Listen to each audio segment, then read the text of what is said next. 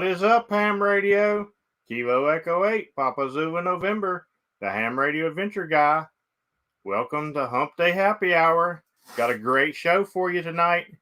It's not only Hump Day Happy Hour, but we're doing another edition of the Knights of the Pota Roundtable. It's going to be exciting. I can't wait to get started.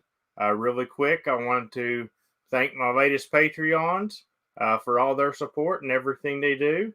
I appreciate you guys more than ever anything, and I hope everybody got their stickers in the mail this week. Also, I want to thank everybody who donates on the Buy Me a Coffee and keeps the adventures going. Hope everybody's doing great tonight. All right, tonight we're going to be talking Pota hunting. I got a great hunter for the first ever hunter to come on to the Pota Roundtable. So we're going to bring out Mr. Bruce. What is up, Bruce? Hey, good evening. How you doing? I'm doing great, buddy. How about yourself? Doing well. If anybody doesn't know Bruce, that means you don't activate. But Kilo 9 India Charlie Papa should be in your logbook if you activate it. I looked in my logbook tonight, and I have him 81 times. Mm-hmm. So definitely in a lot of logbooks. What's up, James Jenner, Joseph, Hayden? Man, the people's piling in there already. So anyway, Bruce, before we get started on Pota, tell us a little bit about yourself. What got you started into ham radio? Well, I have to go all the way back to when I was a little guy. My father was a ex radio man in the service, and when I was growing up in our house, he had radios that he tinkered around with, and TVs when they went out. He would repair them himself, and at one point he said, "Hey, we ought to get licensed and become ham radio operators." And of course, I didn't know what that was all about, but I tinkered around with it. I was a shortwave listener for a long time when I was young, and finally, I got around to getting my initial license in 1974, I think it was, and was pretty active for a while, and then of course life caught up with me and family and that kind of stuff, so I slowed down until about the 1990s, and then I've picked it up, and of course since retiring I've really hit it hard. So it's been a joy for me, because I'm not what you call a technical type. I'm not an engineer by trade or anything. This is my alter ego, okay, if you will. I was a human resource director in hospitals, in healthcare, so I was a people person, and so I'm good at that part, and I've learned all about radio and how they operate and electronics pretty much on my own. And it's been a labor of love, because I like new stuff, and it's been a lot of fun. So that's kind of a quick tour of my background. Excellent. So do you do anything besides ham radio? Because you are always on the radio as much as I am, I believe. So I don't know that you have time to do anything besides ham radio. Well, do I have time? That's a good question.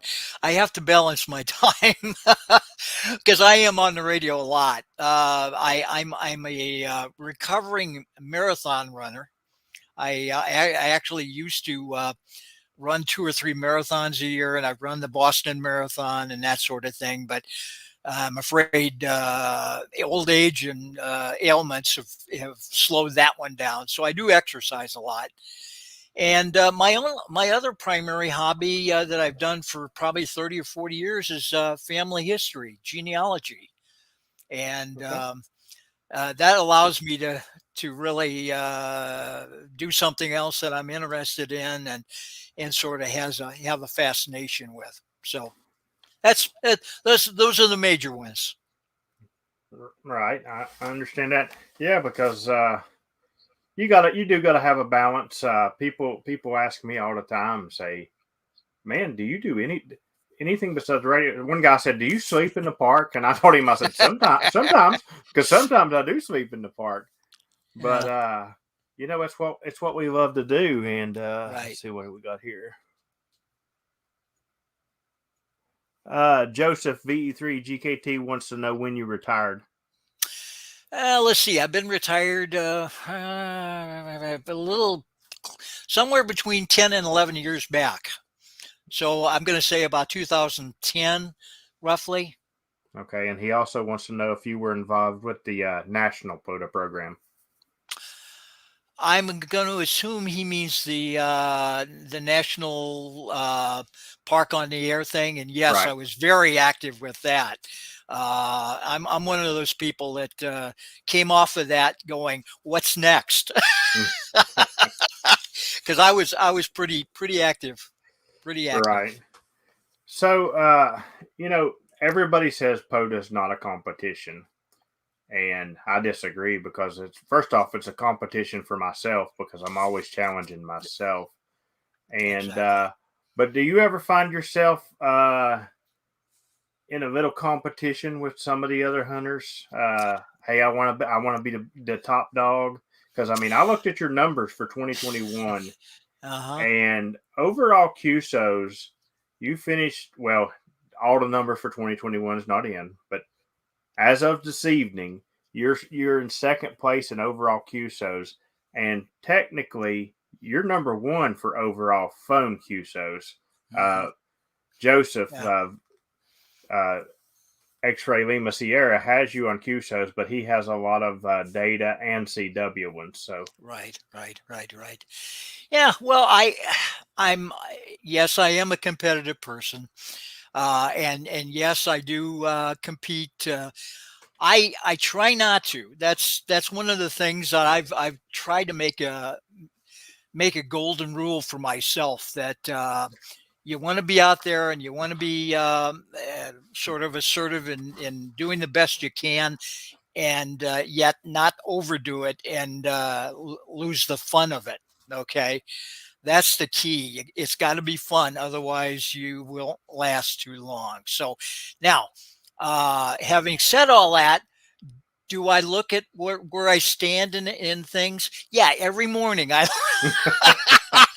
look to see how I stand, and it's been interesting because I think I started the year overall in unique parks about 300th, and now I'm around 21st or something along those lines, pretty close to it.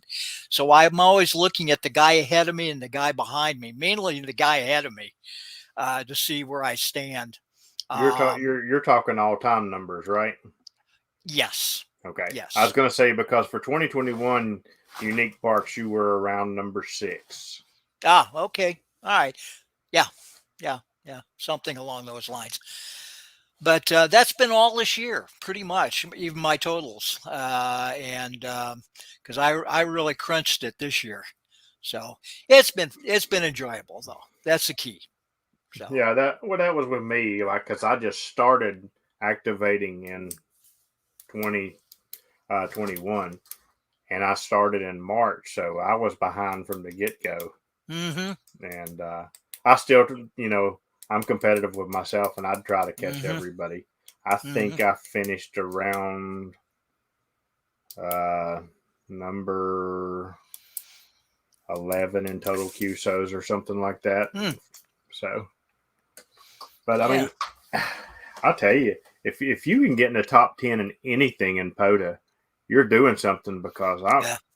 people are just always out there activating and hunting. I mean, I got a friend here locally, and when I first started hunting POTA, that because that's how I got my start. I'd hunt, 5 or 6 parks in a day, and I'd think I'd done something. And I'd Mhm. talk to him. He's like, "Yeah, I got 50 today," and I'm like, "50?" Yeah, yeah. I think, and I'm sure you probably have noticed this from the activator side, but um, just the fact that there are more and more Pota operators, hunters now, from the beginning of this last year till now, and propagation is getting better. This thing is going to explode in the next year or two, even more, which is going to create some interesting situations because as an activator, you're going to get crunched. But I've really got some concerns about others outside of Pota being feeling infringed on bans sometimes, and so we'll see what happens. The bands aren't owned by anybody, but we're starting to see some people that are grumbling out there about it. So we'll see. Listen, you ain't got to tell me because well, around a month and a half ago, 40 meters just sort of died on nights. Mm-hmm. And most of my activations are late evening because when I get off of work, on the weekend I'm out there all day. But with daylight savings times gone, most of my activations are after dark. So Yeah. I've been forced to move to 80 meters, Mm-hmm. and let me tell you, it's a different crowd over on 80 meters. Yes, it is. Yes, it is. Yep. Yep. On 40 meters, people would I'm not saying that there's not people on 40 that does the same thing too, but Mm-hmm. a lot of them would be like, hey, at this time here, we normally do this on this frequency. Will you move? Mm-hmm. Yes, I will move. It's not like that on 80 meters. No. It's 45 minutes of them keying up, trying to Mm-hmm. tune their thing and trying to run you off, or Yeah. just cussing in the background, or I mean, yeah, and that's not going to work with me. I even say it. I'm like, I'll tell the hunters. I'll say I apologize for all this noise. I was like, but somebody don't know how to be polite and ask for a Mm-hmm. frequency, and I was like, I'll stay here. Yeah. Well, I sort of feel that the activators sometimes of late have been put at a real I don't want to call it a disadvantage, but in a tight situation because there's it seems a couple of people out there that are really malicious and they're interfering on the bands, and that affects hunters as well as activators. But boy, I'm telling you, it's not takes the fun out of it. But It does. the thing is, you say anything and you encourage more of it. So you Yeah. got to kind of play it off and work around it, which is part of learning how to operate in a pile. So yeah, it's part of the learning situation, but it's an unfortunate part of it. Yeah, I actually had one group go as far as they got their amps fired up, and they all pulled out their CW keys and started doing Uh, Morse code over top yeah, of my whole activation. I'm yeah, nowhere near where Morse code is normally at, yeah, yeah, and yeah. then after I finally, I couldn't hear nothing when I left and went to a different frequency. One of the hunters, he sent me a message.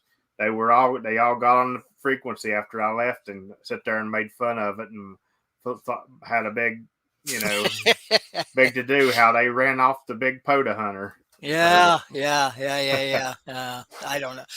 I guess everybody's different, but that's an unfortunate part. So I don't know why they do that sort of thing. So at any rate, hey, by the way, I did want to say thank you to you. Okay, and here's why I'm thanking you. You mentioned up front that I'm the first hunter to be on your program. Okay, and I spent the day today thinking about this today and went out. There is a lot of POTA YouTube programs out there, but not one talks specifically to hunters and about hunter activation or hunter activities and do's and don'ts and this sort of thing. And there are a lot of new hams out there who are getting started, and I've noticed quite a few of them that aren't using the right cue signs and uh,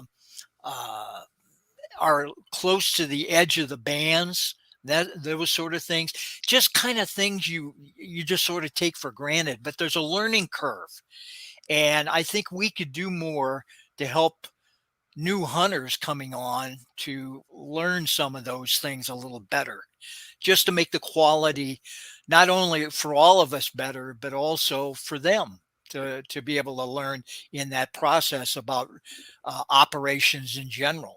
So just a side comment. Absolutely.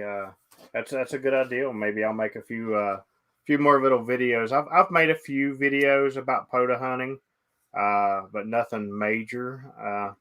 Maybe I'll sit down and make a couple of new videos for this year, and help some new hunters out, because I mean that's really how I got my. Well, I'll tell you the whole story of my ham radio. Period.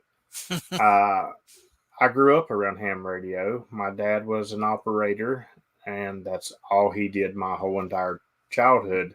Hmm. Uh, my own daughter, when my dad passed, actually looked at me and said, I thought Papa was a robot. And I was like, a robot? She said, yeah, he'd always be in his room, WD8 KGO. And, Yeah, yeah. I'm like, but he always wanted me to be a ham. And, I never did. And, unfortunately, he passed and I didn't get to spend that with him. But after he passed, I said, I'm going to go and I'm going to get my technician license just to honor There him. you go. There you And go. I went to his club, and they all welcomed me and treated me like absolute royalty Mm, because of who I good. was. And I passed my technician, and I played around on the repeater a little bit, and then one of the guys talked me into doing a little bit of DMR. Hmm. And okay, it's all fun. Had no intention of getting a general. And Hmm. one day it was rainy and I was bored, and I hooked up Dad's old radio and said, "I'm just going to stroll through and listen." His antenna was still outside, and I hooked it up and I scrolled through and I was listening, and I come across a POTA station activating, and I sat there and I listened, and I was like, "That is cool as crap." So Yeah. then I go get on YouTube and I start watching POTA videos. I'm like, Hmm. I got to do this. So I study, I get my general, and I start hunting. Wasn't enough. I'm like, I got to get a new radio. I got to get something lighter. I want to activate. Hmm. And once I did my first activation, it was You're hooked. over, Yeah. over for me. Yeah. I can appreciate that. So it's addictive. It is. It's a lot of fun, and I can't think of anything else I'd rather do, quite honestly. So, So what's a typical India Charlie Papa day for hunting? well, I get up reasonably early. I usually wake up around 6 o'clock, but by about 7 or 7:30, I'm on the radio. I'm checking the spotter listing, seeing who's out there, checking to see if I can hear any of them, and if I can, then trying to start my list. Um, you might find it interesting. Of course, I keep my electronic log, but I also keep a paper log sitting here on my daily contacts, and just the reason for that is that I try to avoid calling the same person at the same park more than once. Okay. And I find, yeah, because I'm calling so many people during the day, and just to give you some idea, I don't generally shut down things until I've got at least 35 to 40 contacts during the day, and of which my goal is to hit at least 5 to 10 unique parks every day. That's my goal. Now, it used to be more than that, but that's a challenge these days, except for on the weekends. It's a little easier. But so I start off early. I go through most of the morning. I take a little bit of time off for lunch and usually sit here eating my lunch in front of my radio. I'll go take a little break in the afternoon because I exercise. So I go out to my garage and get on the treadmill and do some walking for about 45 minutes to an hour, and then come back in and get on the radio again. And at least at this point, because there's not much going on after about 5 or 6 o'clock on the night shift, I get off the radio. But during the summer, I was on until 9 or 10 o'clock. And that was pretty much what I've done all year. I was pretty much on the radio all the time. So Outstanding. Hayden, Kilo Bravo 3 GRG wanted to know, as a hunter, what equipment do you use and what's your shack setup? okay, all right. Well, my primary radio is an FT1000 Mark V field. It's runs about 100 watts, and I run at about 100 watts. I don't run power beyond that. Although I have a linear, I put it away. I enjoy the challenge of running an efficient station that is not running a lot of power.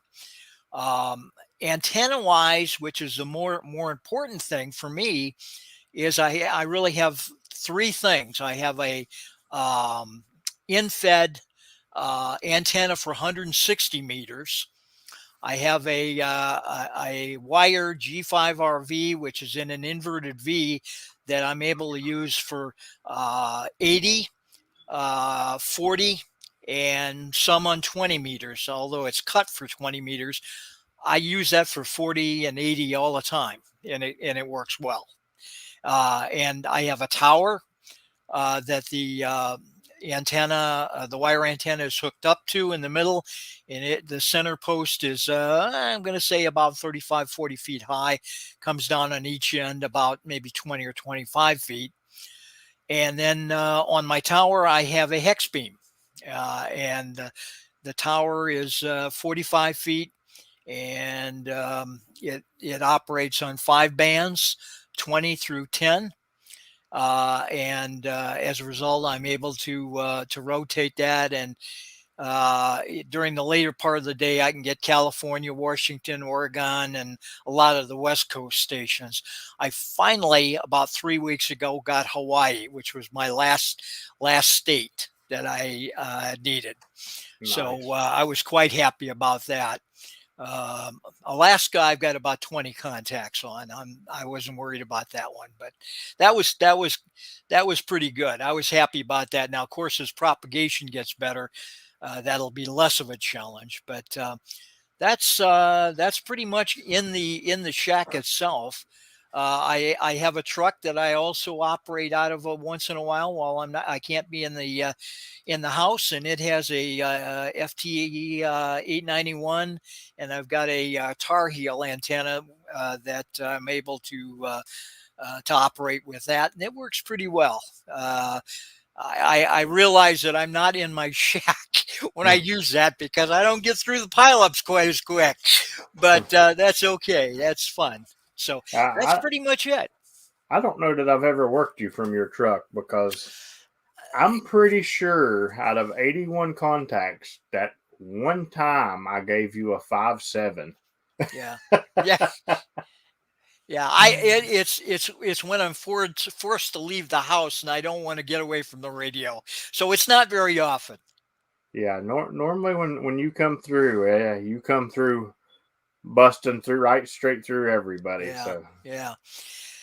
So yeah, I hope that answers the question that he had. So you say, you was talking about your truck. Have you ever activated any? Well, no, I haven't, and I'm already and planning to do it in the spring and get out. I've got my truck. As I was thinking about this here this last fall, I also got a Wolf River coil antenna, which I am able to set up, and I actually used that in my yard a couple of times just to test it, and I was quite happy with that. So I got everything ready to go. All I got to do is get motivated and get out. So which isn't going to take much motivation because I'm ready to go out. I just need the weather to settle in a little more. I'm going to forewarn you. Activating is more addicting than hunting. I realize that, and so that's why I'm going at it slow, Jim. To be honest with you, I try again. I'm trying to find balance in my life here at home, so I got to keep everything going. I mean, when I hunted, I'm not going to say that I hunted like you did because I didn't. But I constantly was watching the spotting app, and I'd come flying in here to get somebody, and Mm-hmm. and when I was only hunting, but it sort of took the downward dip for sure. Mm-hmm. When I started activating, because now that's all I think about is activating. Although I am trying to hunt one park a day every day, because I don't know if you've seen it or not, but Vance was doing that. So Mm-hmm. I'm trying to hunt at least one park Mm-hmm. every day, non-activating. Not park to park or anything like that. Just Mm-hmm. actually hunt. And I've been hunting more than one, of course. If I'm here and I'll hunt every one I can hunt. But Mm-hmm. I try to get at least one a day now for this year. I'm going to try to do that every day of the year. When I miss a day, I miss a day. Yeah, But yeah, that's it. You kind of made me chuckle there when you talked about being away from the radio for a little bit. My typical Sundays afternoon when the football games are on, I'll sit in there and watch the football game with my phone on the Pota listing, and I'll see something, and my wife will be sitting there going, "Where you going? Something's happening." No, I got to get off the radio here. So yeah, I'm pretty dedicated on that. Pretty dedicated. I can imagine. I've been laying in bed before and just happened to pick up my phone, and and just look at the spotting app, and you know if it's a state that I've not done, I'm coming Mm-hmm. in here. I don't care if it could be 3 in the morning. I would come in here, Mm-hmm. but I seem to have an issue because that's one thing I am trying to get as a hunter is hunted all states, Yeah. and in the house, getting far west is a big issue for me. Mm-hmm. Now, I mean, I can be out in the field and I'll get 6 Californias in a day, Mm-hmm. but when I'm trying to hunt one of It's them from the mm-hmm. house, Mm-hmm. nah. A little more of a challenge, isn't it? Yeah. I don't know that I would have been able to do as many as I have if it wasn't for my hex beam up there. It really does wonders for me. So I'm real happy with that. So Well, you're definitely coast to coast famous because I was telling you earlier, and I'll still go ahead and mention on. I was talking on a video chat to a couple of my Patreons last night, and one of them, who's not a big POTA enthusiast at all, he's slowly getting into POTA. But he said, "Who's going to be on your show?" And I threw out your call sign, and he's like, "Who's that?" And the other guy goes, "A big time POTA hunter." And he's from California. He's uh, actually in the chat, and I won't say who it is, but he knows he's out there. yeah, and I think I know who you're talking about too. That's okay though. I'm real happy to know that there are people out there. It's funny that having done so many of them, um, one of the advantages you get is that people know your call and know you. They can hear my voice or hear part of my call, and they right away know who it is, and they'll call me back. And so I kind of feel a little guilty sometimes with pileups because I'm able to slip in pretty easily, where Uh, some of these guys have to work at it. You know. Absolutely, that's the truth because I've developed some relationships with several hunters that I can hear any letter or the number of their call faintly, with all these stations over top of them, and I can pick them out and throw their whole call right back. Yeah. Like typically at the beginning of a late shift, because I'll be working straight through. But when it rolls around to 00 UTC, and that first roar comes at me, I can normally throw about 5 calls right out really quick, and go ahead and give them their signal report and let them move on. Sure. Yeah. So that's been nice. It's been real nice to be able to have that advantage, and people have been very nice about it too. It's very pleasant. So another question? No, James Minden said he always answers the insane clown posse call. He does. Yes. And we both chuckle. I even told a guy how to break my pile up, because he's like, man, I've been trying to work you for 15 minutes, and I looked at this call and I was like, say West Virginia Mountaineers, because the last 3 is WVM. Yeah. And he'll say West Virginia Mountaineers now, and he'll get right through to me. Yeah. You bring up another interesting point for people that are starting in radio and starting in hunting. There are a lot of new people who just don't know how to approach a pileup, okay, and deal with it. And I don't think there are a lot of people that talk about that a lot. But of course, the number one thing is listen.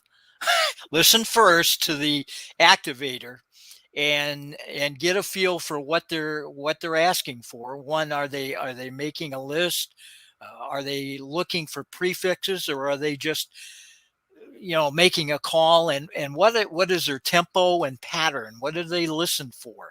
Are they listening for the last station calling, or the first one, or the most powerful one? This sort of thing. So there's a lot that people can learn from that.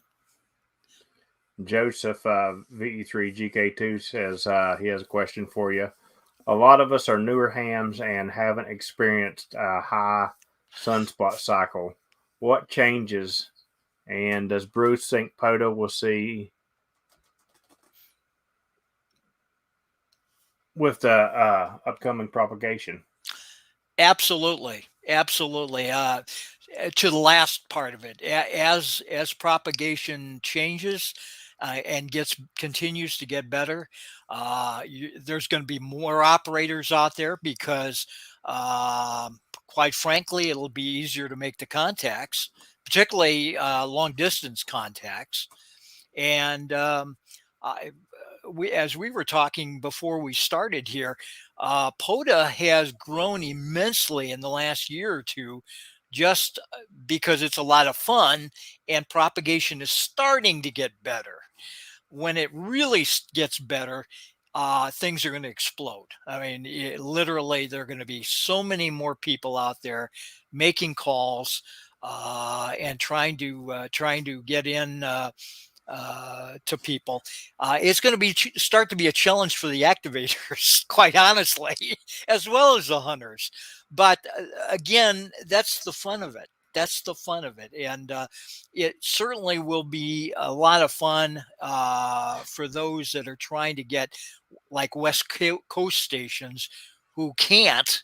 And as propagation gets better, that will finally start to come around and be a lot easier. Also, guys that are running low power will find it much easier to be able to make calls, and so it'll make it a lot of fun. I'm talking as if it's going to be a problem, and there are some issues with it, but boy, it really makes being on the radio and making contacts a lot of fun. So I hope that answers the question. Absolutely. And I kind of liked what you were saying about, what is the activator looking for? Is he looking for, the suffix? Is he looking for the number? What's he looking for? Because that's what I do as a hunter. Is I'll sit and I'll listen to him go through Hmm. 3 or 4 cycles before Hmm. I ever even waste my breath. Right. And Right. because I don't have a power station here at the house for sure. Out in the field I can say park to park and I'll get through. Right. But at the house I listen and I'm fairly good. There is some guys I can't figure out and I'll have to call 20 million times. But Yeah. for Yeah. the most part I can figure that out. But what's some little tricks that you seem to do? I mean, I don't even know that you need them because you bust through pile up so big. But I'm sure there's some people that can't hear you. Well, that's an interesting comment. One thing I've done that eh, works every time is I make my call Kilo 9 India Charlie Papa, but if I can't seem to get through, I'll go Kilo 9 India Charlie Papa, and I'll give an emphasis on the last letter. And I'm telling you, 9 times out of 10, it works. I don't know why, other than it's something that people click, that they grab onto. Okay, they hear that letter and Absolutely. As it as a, works. as an activator, I will tell you that works, and Yeah. it actually changed the way I will throw out my call in a pile up. Yeah. I will say Kilo Echo 8 Papa Zulu November. Yeah. Yeah. I'll really emphasize the Zulu, and and I'll tell you who got me doing that is Whiskey 8 Juliet Delta Echo. I was just going to mention him. Yeah, yeah. He does it all the time. He Yeah, does it all the he time. does it all the It's time, and yeah, I can hear him yeah, through anything. yeah, yeah. It's almost like music. You can hear Yeah, it flow. You it's know. like he's singing you a song, Yeah, yeah. It's and a funny. lot of times when he'll throw his out, I'll go ahead and pick another call Yeah. and get them because I know I will remember that little Julia Delta Echo, Yep. and then I'll go straight into him. Yep. Yep. Uh, jo- That's Joseph funny. V3GKT wants to know if you chase soda as well. Not. I really haven't in the past. I've listened to them, but I really hadn't got into that yet. And there's no reason for it necessarily. I just hadn't. So And I know a lot of guys. I know James Linden said he had got you 28 times. Joseph's now said 47 times. yeah. Uh, but Joseph's got you on a lot of different bands. He's got you on 6, 80, 30, 35. What is 35, Joseph? Ah. 40 and 20. Yeah. So Yeah. Yeah. I earlier in the day I counted, and I've got 47 operators that I've contacted. The prerequisite for getting a certificate. People like Carrie, I've gotten 150 times.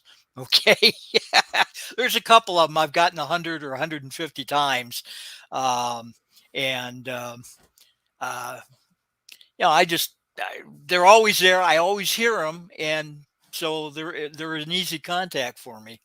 So, right. and I know at one point or another, people have asked me, why do you try to contact the same person at the same park every day? Well, one, because they're out there and they're working hard as activators, so I want to give them a credit for the contact. But two, to get the qualify for the certificates that are available for the park. So, Right. I mean, there's all kinds of certificates out there that people oh does not even think about. Yeah, 50 is your operator, and I don't think it goes no higher. Which I'm going to mention to them. They need to throw a second tier in there because I don't want people slowing down after 50, which so far most people hasn't with me. they, But I think it's already out there. I'm pretty oh, is it out sure. there? Yeah. Okay.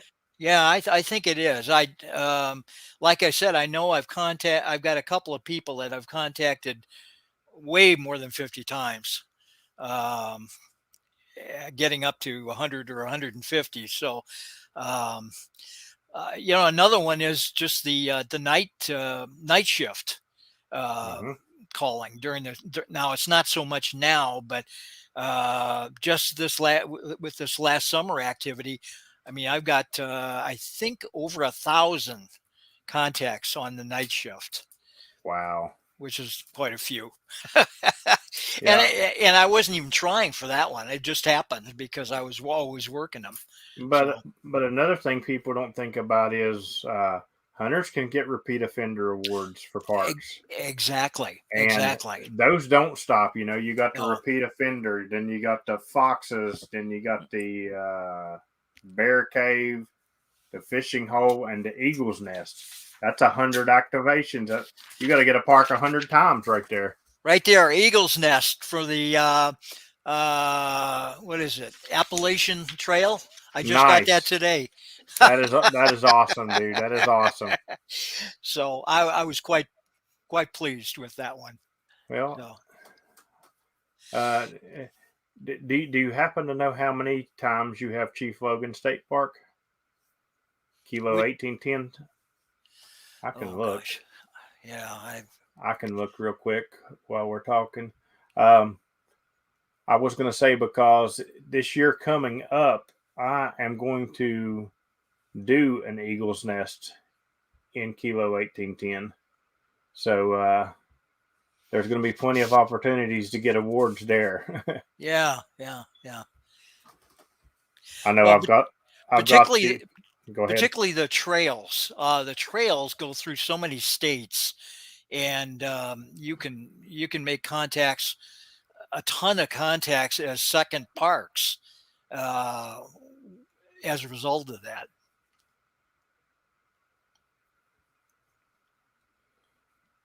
Okay, that's not one of the ones that you're in the tops in. No, I'll have to work on that. Doggone it. Another big time hunter got quite a few there. Kilo 2 Hotel Alpha. I was just gonna say I hear him on all the time too, and Oh, he's way out there. oh He's way yeah. out there. Well, I'll tell you, if you haven't experienced it because you don't activate, but you're not an activator until you've gotten the Hotel Alpha train. You got Kilo 2 Hotel Alpha and November 2 Hotel Alpha, Ah, okay. and they're both big power stations. One comes from Louisiana, one comes from Pennsylvania, Yep. and you got to get them every activation. You're not an activator till you get the Hotel Alpha train, and they all That's all the activators will know what I'm talking about. okay. Well, I've heard people say that, but I didn't get the connection until you've explained it. So that's interesting. Yeah. I've often wondered the November 5 down Yeah, no, in November. Louisiana. I said November 2, November Yeah, 5 Hotel yeah, Alpha. Hotel Alpha.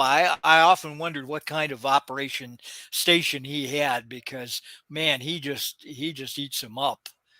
So Yeah. um, at any rate, one of the things that I have also have as a goal this year is to get back on the CW train because I'm finding as as I've operated, it's getting harder and harder to even with Mhm. multiple. There you go.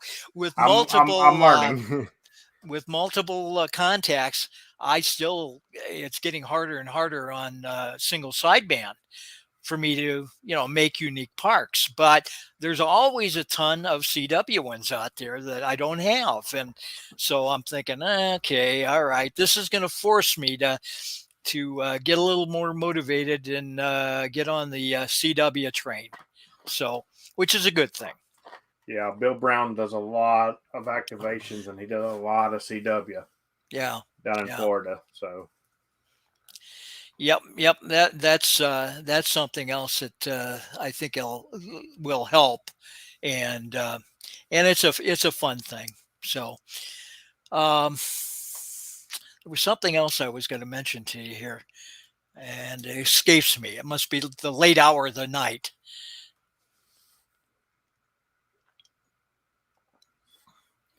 is there any pointers or tips that you could think of for somebody that's just getting into Pota hunting? Yeah. Okay. Well, again, I'll go back to the fact to get on the radio and listen a lot. Listen to what's happening. Listen to the activators. Listen to the other hunters and see how they are kind of responding and how they operate. That's probably the best first thing I can suggest to anybody. Once they've gotten kind of comfortable and confident enough to get on and make a couple of calls out there, not to be afraid to make the call. Okay, so you don't get responded to the first time or the second time or the third time. Keep trying. Uh, they'll come around. Oh, I know what I was going to mention earlier too in regard to this. It's always fascinated me that a lot of times I will hear a station, and this happens more often now with stations out west, that I cannot hear real well. It may be a 5-3 or a 4-4 or something like this. And they'll come back to me with a 5-9. Okay. And my point, irrespective of the power issues and other things, is that propagation doesn't work equally in both directions. Okay. So don't assume that because a station is weak in that you're hearing, that he won't hear you. Okay. Even with a very elementary station that's operating, just get out there and make your call. Try to be persistent, use whatever techniques you want to use, but don't give up after the second or third call, because a lot of times they will hear you, and you'll be surprised that they'll come back and respond to you, and you can do it.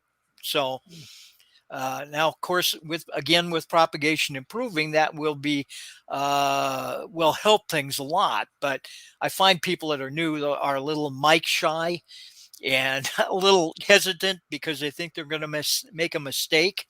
Um, you learn from mistakes, okay, or at least I hope you learn from mistakes. Most of us try, and most people in POTA, I find, are very forgiving and are very helpful. Um, Absolutely. if you're not don't understand something, or you need help, all you got to do is ask, and somebody will help you out. Uh, I've kind of made that my mission also in the last couple of years in ham radio, whether it's with my local club or on the air. If I hear somebody new out there, boy, I'll dive in and try to do everything I can to help them out. So. Yeah, don't be afraid. Don't be afraid to mess up. I mean, I activate anywhere between 10 to 20 times a week, Yeah, and I mess up somewhere every week. yeah, I'll get tongue tied and mess up a call and just get all messed up. But it happened. Just slow down and try it again. right. Exactly. Yep, And yep. another thing I can say about being a new hunter, and I never have this problem with Bruce because he's a very respectful hunter, but don't be the hunter that just has to get in there no matter what and try to talk over the activator Yeah, or talk over other hunters. yeah, If I call for the Kilo 9 station, that means I want the Kilo 9 station. Don't say November 4. yeah, No, I want the Kilo 9 station. yeah. And Good point. I mean, literally, I will push you back further down the way.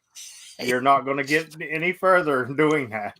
And your point's a point well made, because people that are hunters have to learn that consequences will happen like that if they aren't polite and aren't patient. I Okay. mean, I'm being honest. I'll tell you, if you're trying to bully over another hunter, Yeah. especially if it's somebody that I'm trying to pick out, Right. Right. you Right. know, Right. Right. and you're just piling over top of them, I will Right. push you down the line Yeah. because you know you just it's wait your turn. I'm not an activist, and I love to do roving and getting multiple parks in a day, but I'm not that person that does 10 calls and out. I wait until every last hunter Mm-hmm. has had their say. If I can Mm-hmm. hear you, I will get you. Mm. So, Yep, that's the way it is. So, yeah, patience and courteousness, I think, are key. They really are. I mean, again, we talk about POTA not being a contest, and we certainly, some of us, like we talked earlier, tend to be competitive people, but that should not override being courteous and being kind to other people, and letting everybody have fun, as well as yourself in that absolutely. process. So. Absolutely. And because there are, last Sunday was one of those days. Yeah, I don't know if it was the new year, new me thing or what, but man, it was busy. It yeah, was busy. yeah. I think that was one of the days I had a record number of contacts. I had like almost 80 contacts that day, just in a Wow. single day. So 80 parks in I a was wore day. out. And I mentioned to you earlier, my goal right now is to try to make about 35 to 40 contacts a day. And with that, my goal is to try to get 5 unique parks at least, minimum of 5. So, and and I think in the last couple of weeks, I've only missed it once in accomplishing those goals. So, Nice. Well, I mean, but again, I'm I definitely, work at it. I'm definitely gonna say you're a top notch hunter. That's for sure. And Well, thank you. that's I that's why I brought you on to the Knights of the Pota Roundtable, and thank you. actually am inducting you into the Knights of the Pota Ha. Roundtable. Okay. you Thank you. you joined some illustrious company. Carrie and Ray as the first two that were I saw that. inducted in. So Hmm.